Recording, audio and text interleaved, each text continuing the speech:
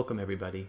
NICO, Scarlet Moon here with your Pathwatchers report on the incoming wave that will be here to stay for all individuals, collectives, and experiences. This week's wave, personified by the Death card and the Devil, illustrates the elimination of entrapment. While these cards may appear frightening, it is not so. Remember not to oversimplify or split into black and white dualistic thinking. You might even interpret this combination to represent the death of the demon, if that is more comforting. As March draws to a close, there is an enactment of a great release in the spirit of the displacement wave. The Devil, representing here as the binds of attachment, tethers to detrimental, detractive influences, is eliminated. Remember, death is an end we accept as a natural, understandable, and even necessary process, bringing neither surprise nor shock. Considering the elimination of soul contracts commencing, it's no surprise that the attachment mechanic is now terminated. This wave is easing acceptance of transitions that have been resisted either by the self or by others. This is a freedom combination. The means by which certain beings would attach, control, or bind themselves to another are no longer functioning in the way they once did. The support for that dynamic and mechanic is now obliterated on a multidimensional level. Control patterns, spiritual attachments, social and environmental scripts no longer attract or maintain in this new dynamic. They don't manifest anything anymore. There may be some emotional and psychological aftermath in the short term, but only for the short term. This energy is no sloth. Some may not be prepared for such an eventuality, even if it is starting a huge ripple into true soul empowerment. Remember, it is healing. It is more than a mass cord cutting between all things. It is an obliteration of the cord attachment mechanic. The power of creation, manifestation, and all spiritual work has always been quality over quantity. As this lands and keeps, it will become much more easy and available for all to step in to their own personal power. This is true freedom in the highest interest of all concerned. This is autonomy by release. Freedom to embody the highest expressions of self more than ever. Freedom to embody love and divinity in its pure form. And so it is. Alright, Aries, now that we've had a chance to look over the incoming wave and see how that is actually going to be landing for everybody and here to stay, right? It's not just for 1 week and it's not just for one group. Let's have a look and see how that is going to be substantiating the week of the 23rd for you. Now, for your archetypal themes, we actually have the Magician card upright. And so you're sitting quite pretty and powerful this week. In fact, with the Magician card, a lot of what comes on here, especially in the flavor of release of attachment, release of binds, right? We're talking about freedom here on another level. From the incoming wave, is that you're actually going through a week where you're completely unbound. And with the Magician, there is this power to create some incredible ripples all over the place. Whatever you were trying to create, uncreate, substantiate, manifest, whatever you were trying to do this week has this extra amplified power. I'm also drawn to the focus of understanding that sometimes it's not about predictions. Sometimes it's about chain reactions. And that might even be a trigger phrase for a lot of Aries people, because a lot of Aries clients I've been reading for lately have been getting that message. It's time for chain reactions. It's not about when something's going to happen. It's about setting a chain reaction off and in motion. And so it's interesting, just even over the course of the last 48 hours, this came up for 2.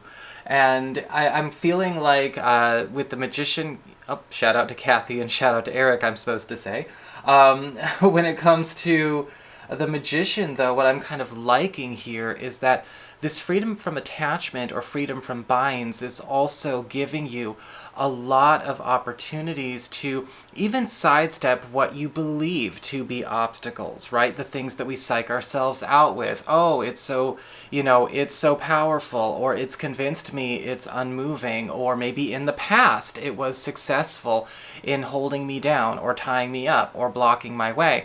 Well, with the Magician card, try a lot of these avenues on for size, if you would. Set off your chain reactions. You want to get something, off the ground. You want to start making some kind of big move in your life. The Magician card upright is saying even things that you think would be holding you back, whatever they are, if they are social, on paper, even if they're things that you've been convinced are set in stone, watch them not actually play a part in the creation process this week. And for some reason, that's a big deal with everything going on. When it comes to your news and arrivals, we've got the Seven of Wands upright.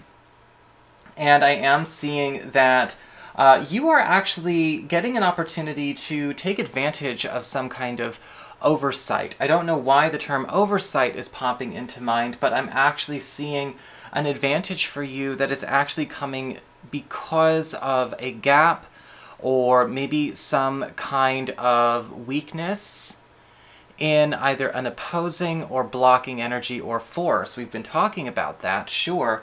But we also have with the Seven of Wands upright, somebody actually helping to lift you up as you help include and lift them up as well. Because the Seven of Wands, we are turning the tables on something that has been oppressive, right? On something that maybe has been oppressed or blocked or held down. We are now actually on top, even though it's going against all odds. Now, this could be news coming in from something that we had already set in motion that was impossible, maybe a green light, especially if there's something that we want to do, but we've maybe been a little bit timid or a little bit too scared to actually put forward into motion. But with the news and arrivals, this could be something in the form of a message, a messenger, or maybe even a friend or ally, kind of helping provide not only the proof of that go-ahead, but also somebody who's helping you get a faster launch than you're used to seeing with how your work ethic goes. When we get to material and business, we have the Ten of Swords in reverse.